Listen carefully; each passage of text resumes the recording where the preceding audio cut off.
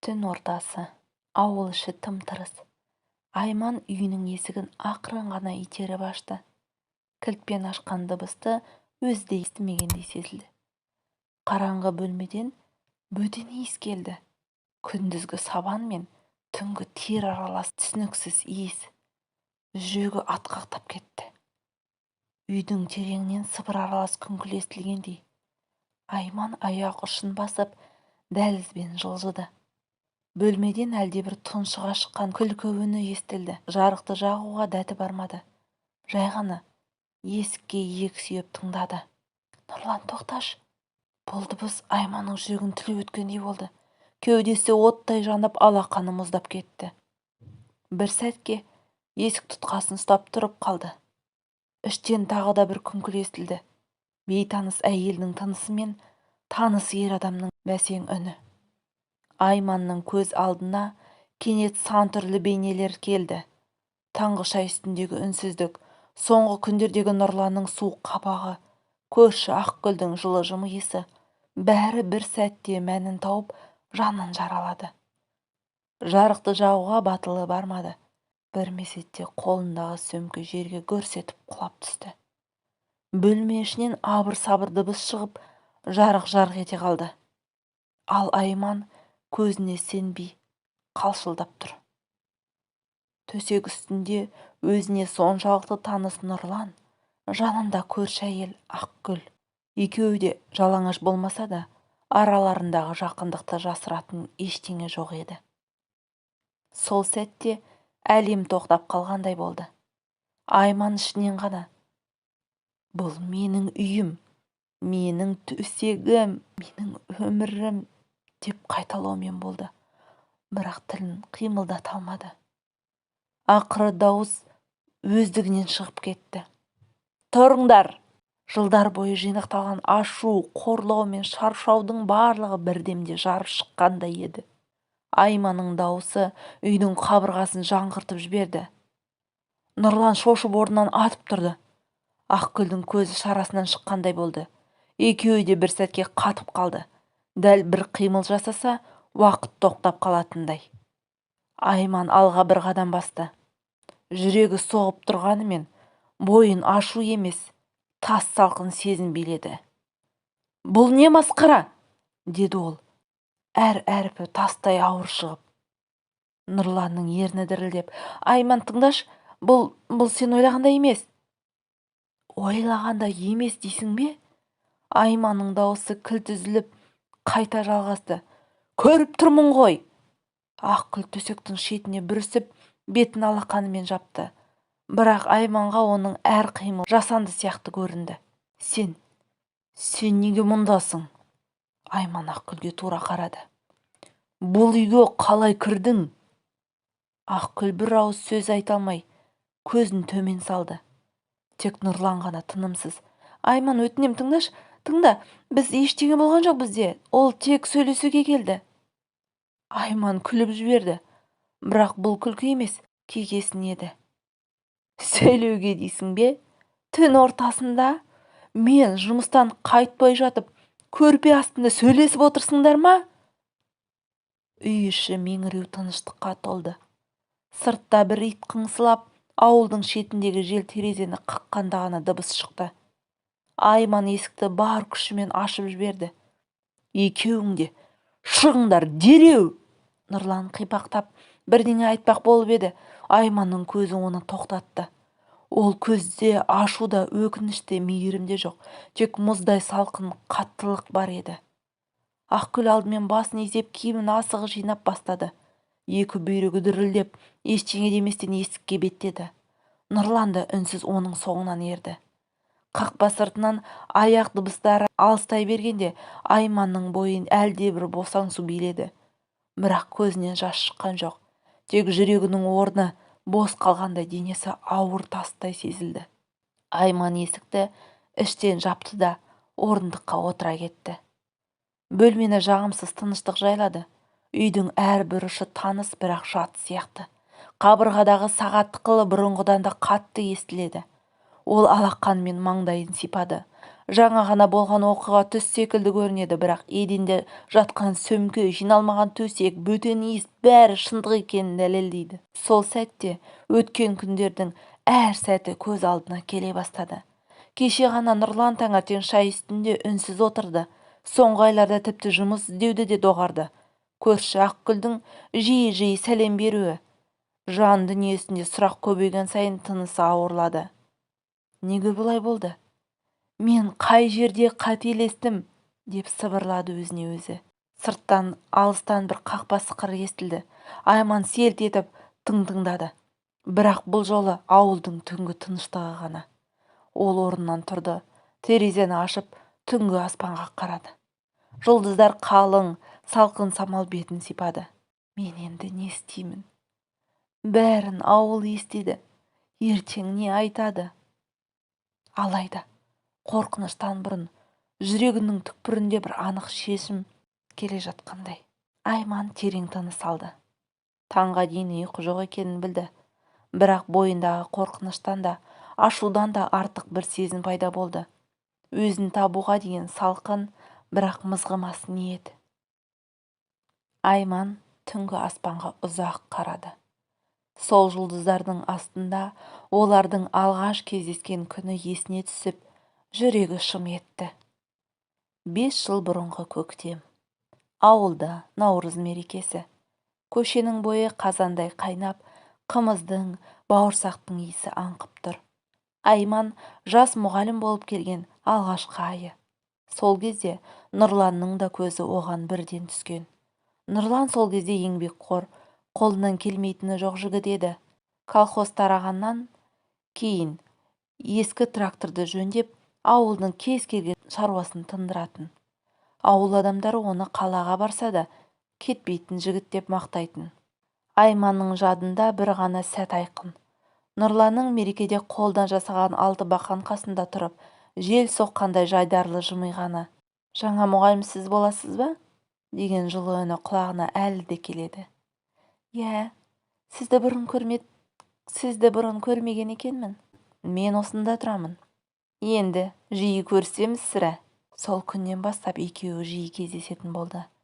Кешкі серуен, ауылдың ортасындағы ескі тоған жағасында ұзақ әңгіме. Нұрланның қолынан келмейтіні жоқ.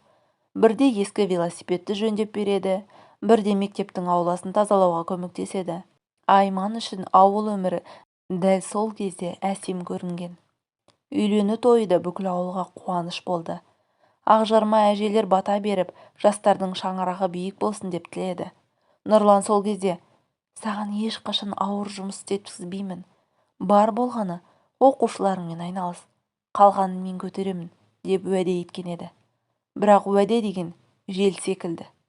Бірінші жылдары бәрі жақсы бастаған. Нұрлан таң атпай тұрып, көрші ауылға барып, мал сойып, отын шауып, кім не сұраса көмектесіп жүрді. Айман сабақтан келсе, үй жиналған, қазан асулы. Бірақ уақыт өте келе жұмыс азайды. Жаңа техника келген соң, ескі тракторларға сұраныс болмады. Бірақ уақыт өте келе жұмыс азайды. Жаңа техника келген соң, ескі тракторларға сұраныс болмады. Ауылда жұмыссыздық көбейді. Нұрланның да тапқан азын-аулақ табысы жетпейтін болды. Ал Айман мектепте қосымша сағат алып, табыс көзіне айналды. Сол кезде Нұрланның мінезі өзгере бастады. Бастапқыда әзілдеп, қаланың қызы, сен бізден асып кеттің ғой, деп күлетін. Кейін сол күлкі суық қалжыңға айналды. Жұмыстан шықпайсың, үйде отыруды ұмытып кеттің бе? Мен еркекпін ғой, бір күні бәрін орнына қоямын. Айман шыдады. Өйткені ол Нұрланның әуелгі жігерлі бейнесін ұмытпайтын. Тағы бір ай, тағы бір маусым, бәрі түзелер деп өзін-өзі жұбата берді. Көрші Ақгүлде сол кездері ауылға көшіп келді. Жас, сымбатты, қалада ұзақ тұрыпты деген әңгіме тарап жүрді.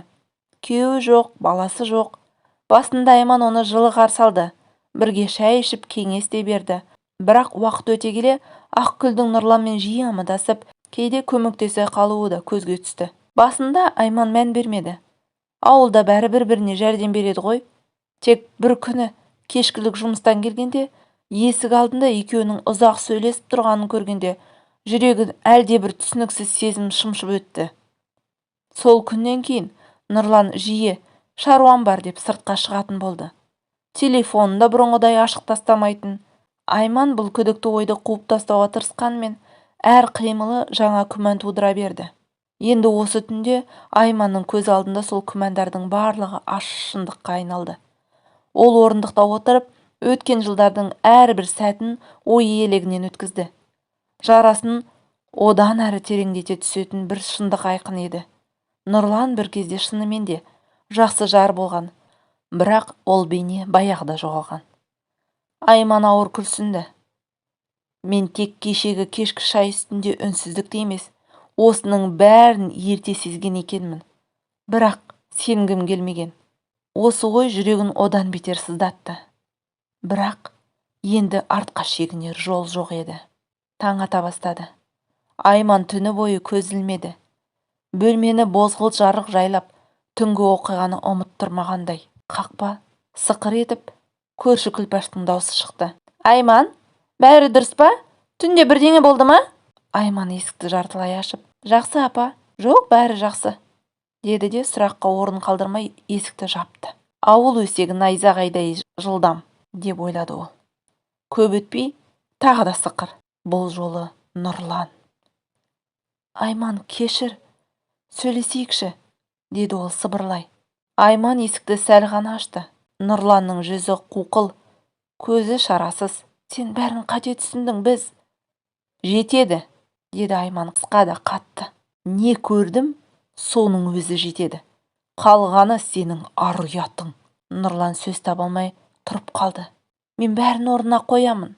Бұл үйге мен рұқсат бермейінше кірмейсің, қазір кет. Нұрлан басын изеді де үнсіз бұрылып кетті. Айман есікті жауып терең тыныс алды. Үй іші салқын, бірақ жанында қорқыныш жоқ. Айман жұмысқа ерте шықты. Қолында тек сөмкесі. Терең тыныстап, көшенің екі жағында таңғы самалмен бірге сыбыр аралас сөздер естіліп тұр. Көрші кемпірлердің бірі Айманға көз қиығын тастап, түнде бірдеме болған сияқты, ә? Деді қасындағысына сыбырлап.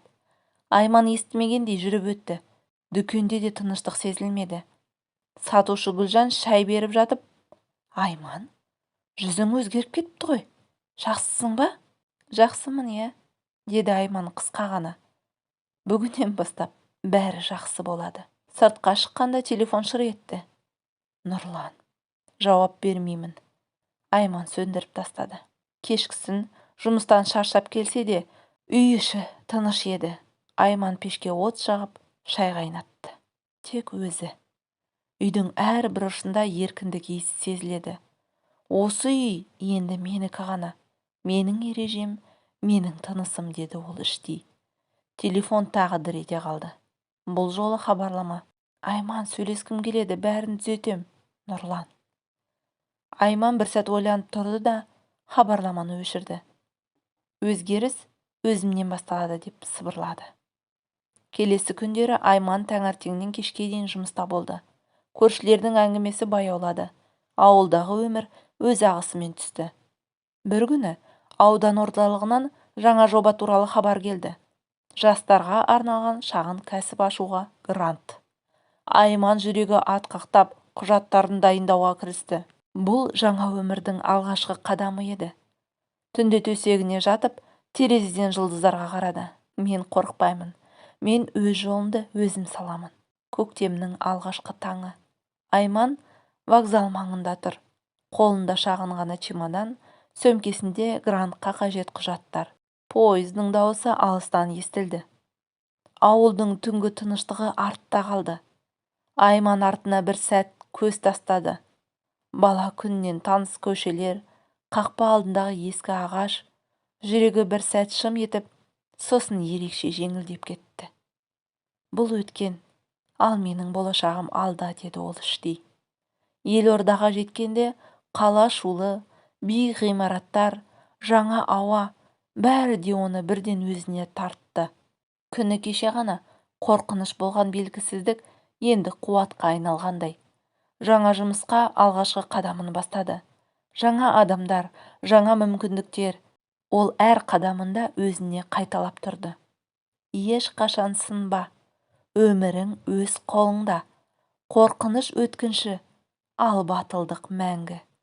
Кешкісін қала шамдары жарқырап тұрған Айман биік көпір үстінде тоқтап, терең тыныс алды. Жұлдызды аспанға көз тігіп сыбырлады: менің тағдырым, менің таңдауым, ертеңім, менің еңбегім. Пойыз доңғалағының түнгі үні әлі құлағында жаңғырып тұрғандай. Айман өз жүрегінің соғысын анық сезді. Бұл бостандықтың үні, жаңа өмірдің бастауы.